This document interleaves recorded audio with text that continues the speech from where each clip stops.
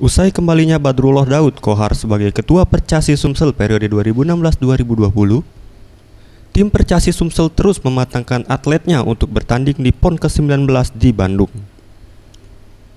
Menurut Ketua Percasi Sumsel Badrullah Daud Kohar, untuk PON Bandung sebanyak 12 atlet putra dan putri diberangkatkan pada tanggal 14 September 2016.